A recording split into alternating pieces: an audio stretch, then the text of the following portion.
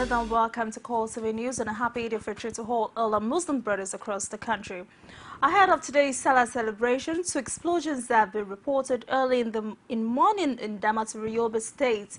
The explosions, the first one at a praying ground, was said to have been triggered off by a female suicide bomber.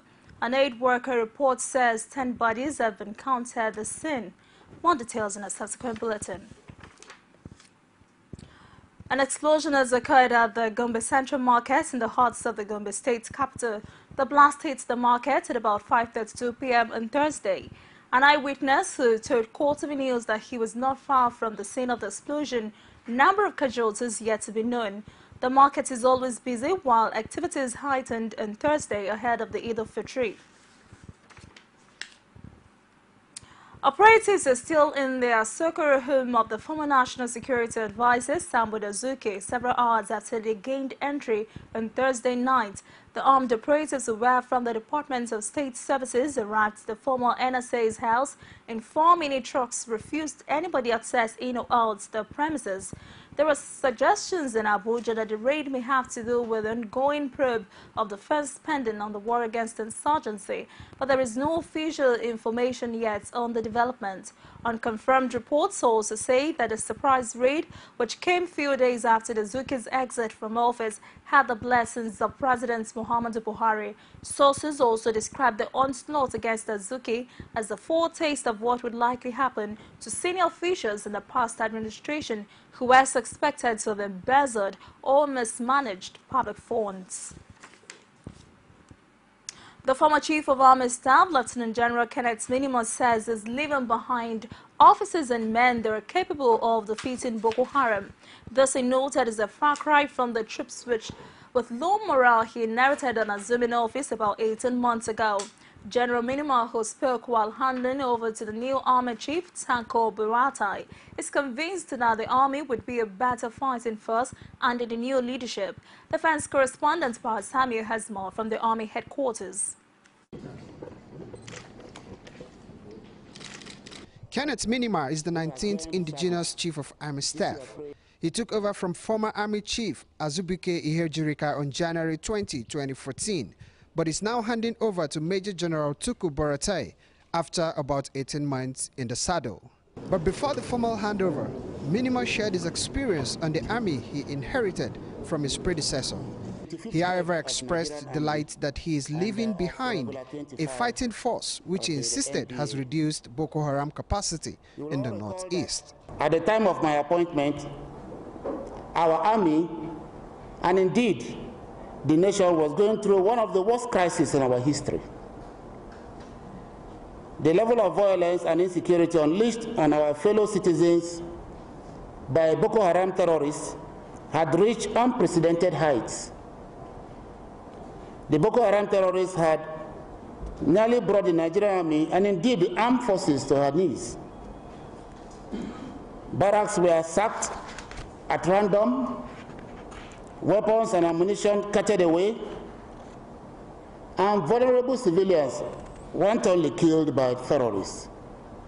Looking back at his stint as Chief of Army Staff, Minima maintained that troops under his watch were able to reclaim all territories earlier lost to the terrorists. This, he explained, was due to some unusual action he took as the head of the army. As I hand over today, I'm happy to inform you that the Boko Haram terrorist insurgency is at the throes of a certain defeat. During my tenure, we were able to reclaim all lost territories earlier lost to the terrorists, sufficiently degrade their potency and reduce them to a band of criminals and petty thieves. We were also able to stabilize the situation in North Central Zone. These achievements, I must say, were recorded as a result of our collective effort. Major General Buratai, for his part, is not only keen on building on the legacies left behind by Minima, but also wants officers and men of the army to maintain high standard of discipline. The new army chief charged the soldiers to brace up for a task he described as enormous. On this note, I must sincerely thank the outgoing Chief of Army Staff, and I wish you successful retirement life as you go back to the civil society and indeed back to your community. But be rest assured, we will not leave you to go. We will continue to defer to you whenever we feel you will come to our aid and give us your words of wisdom and advice. I very much know your tenure as the Chief of Army Staff has brought discipline. Everybody has sat up, and the discipline has really gotten root into the Nigerian Army.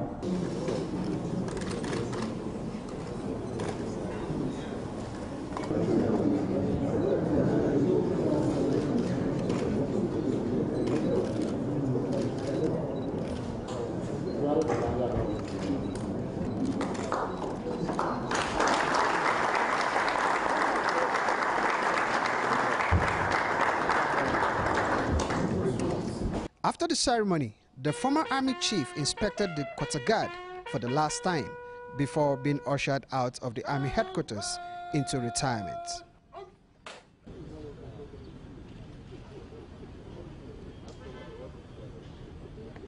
Par Samuel, CoreTV News, Abuja.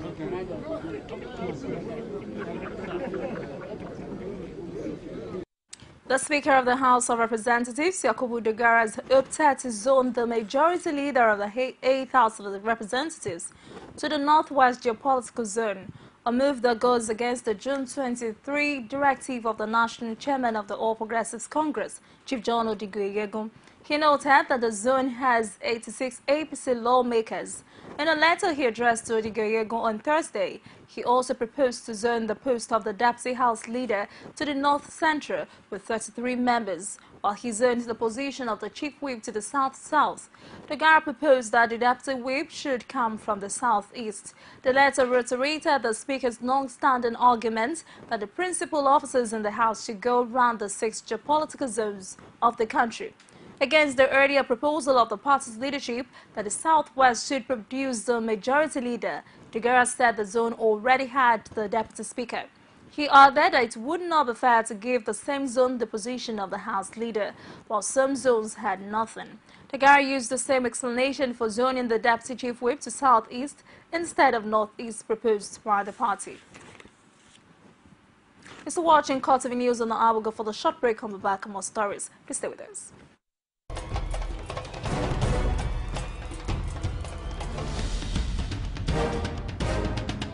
This is what the people are saying. You don't run a big economy with generator. They need to do more in terms of energy and power. Many things to do for this Nigeria about lights, water, and new TT. For Nigerians that are not gullible, we know that good laws have done nothing good for this country. Buhari won the election convincingly. Talk to her husband that you should keep promise about what you said, and because people are watching you, you know, another election is coming. Also, some people will strong for Yoruba land, will be strong man, you don't die. This nation is moving forward. The best is going to take place. The people giving voice to the voiceless. You're welcome back. For more news and other programs, please visit our Facebook page at www.facebook.com/CoreTV News. You can follow us on Twitter at CoreTV News NG. Also visit our YouTube channel at youtube.com/CoreTV. Leave a space. The news. The Edo State's Governor Adams Oshiomhole has refuted claims by the former Minister of Finance, Ngozi Okonjo-Iweala, that he is attacking her for the withdrawal from the excess crude account because she refused to approve a loan for the state.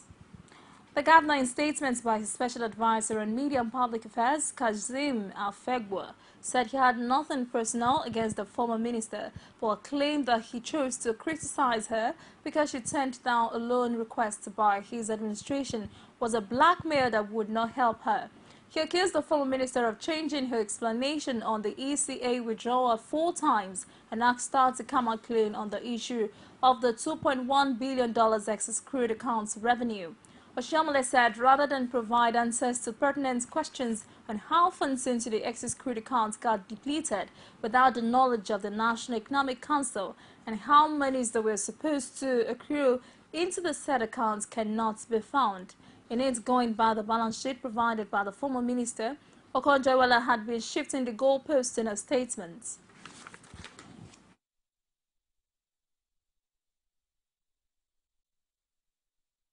The Kano State Police Command has placed a ban on all forms of social gathering at recreation centers, parks and events during the activities to mark the end of Ramadan in the state. This followed the security alerts by the state security outfit's codenamed Operation Yaki that the state might be attacked on Salah Day by terror group known as Surazuki or Masusara. Coordinator of the outfit, Colonel Yakubu Yusuf, retired, who raised the alarm, had said security operatives had been placed on a red alert but cautioned residents to be vigilant during the period.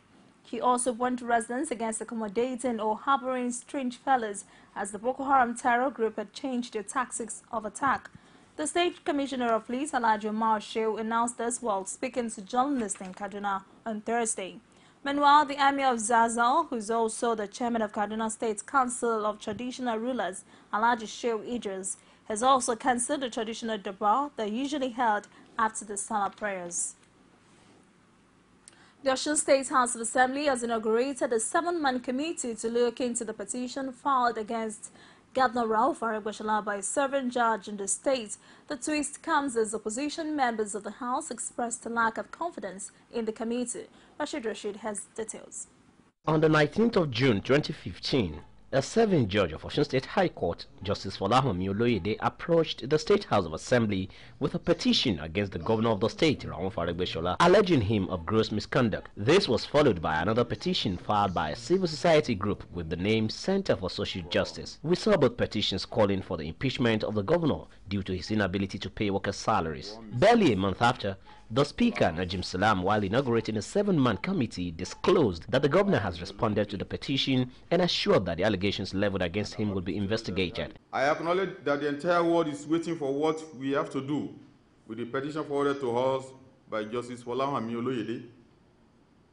I must disclose to you that Governor Rauf Aregbesola has obliged his response to the petition, and I will constitute a committee, to be constituted today, to look into the matters with a view to investigating the allegation leveled against him, and I am confident that the honorable men in this committee will do justice to the matter before them without fear or evil. However, the minority leader of the House, Makinde Oladejo, expressed dissatisfaction over the composition of the committee. How can you, in a House comprises of 2 parties, nominate some people from one side in a committee that is going to serve the generality of the states without even input from the other party, and as that, the minority leader of the party from the other side?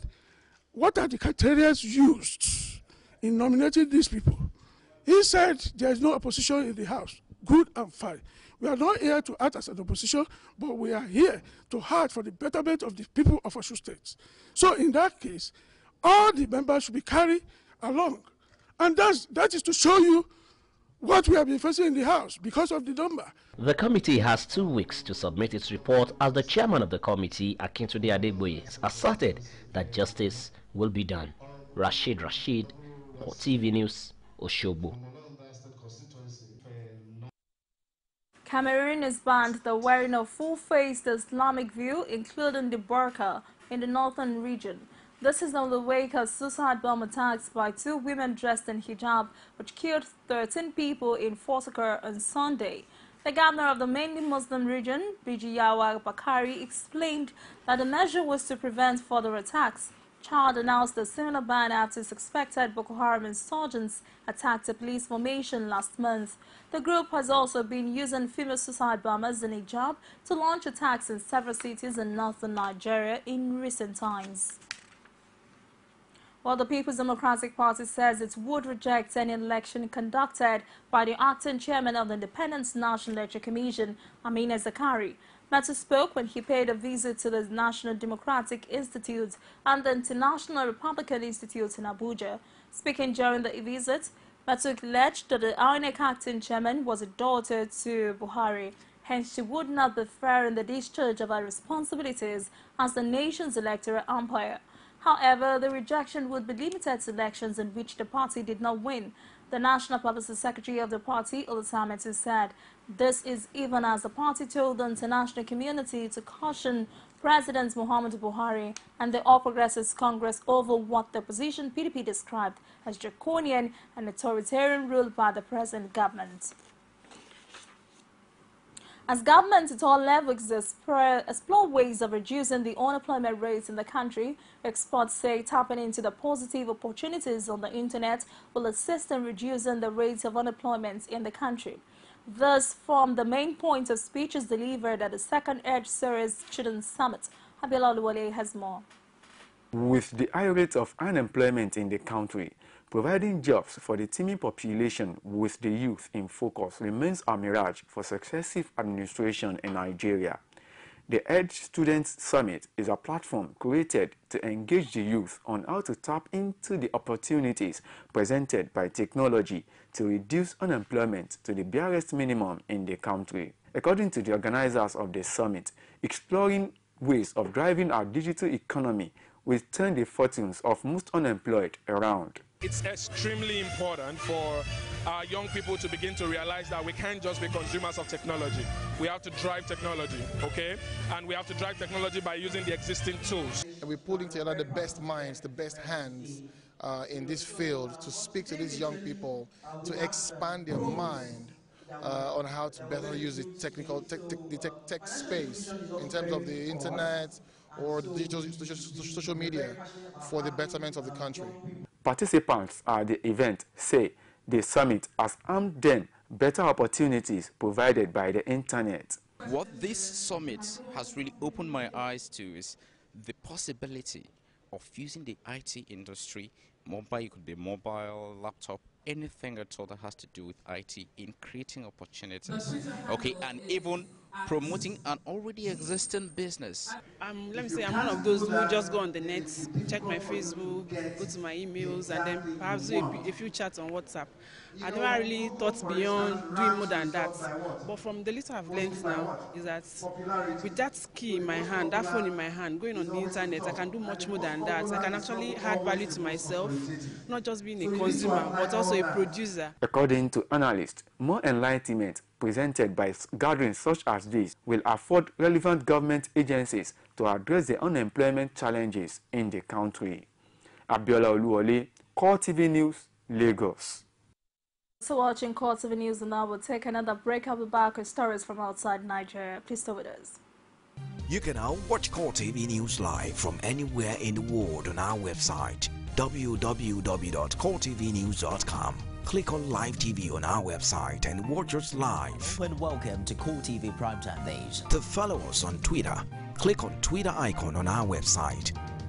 On Facebook, click on the Facebook and YouTube to see all our previous news production. You can also watch us live on YouTube. Click CoreTV, leave a space, then news. CoreTV News, a 24-hour news station. Welcome back. From outside Nigeria, residents of the Ukrainian village where Malaysian airliner was shut down with 298 people aboard a year ago joined the procession to the crash site on Friday. While Australia's Prime Minister remembered the savagery of the disaster as he unveiled a plague in Canberra that sat in soil from where the wreckage fell. The two ceremonies come amid a sharp dispute over who was responsible for downing Malaysia Airlines Flight 17, which was heading from Amsterdam to Kuala Lumpur on July 17, 2014. Ukrainian and Western authorities say the plane was downed by a missile fired either by rebels or Russian troops who allegedly backed them. About 100 residents carrying flowers gathered in a church for a memorial service and procession to nearby fields organized by local leaders and the Russia-backed separatist rebels who control the area. In Canberra, Australian Prime Minister Tony Abbott honored the 38 Australian citizens and permanent residents aboard the flight as he unveiled the plague-setting soil that police officer brought back from Ukraine. Australia, Belgium, Malaysia, the Netherlands and Ukraine have asked the UN Security Council to establish an international criminal tribunal to prosecute those responsible for shooting down the plane. Russia, with host of veto on the Security Council, opposes setting up a tribunal. Russian President Vladimir Putin on Thursday said that setting up a tribunal would not make sense while the investigation continued. At least 6 people were killed on Friday in clashes between pro-Islamic protesters and Egyptian police in Cairo.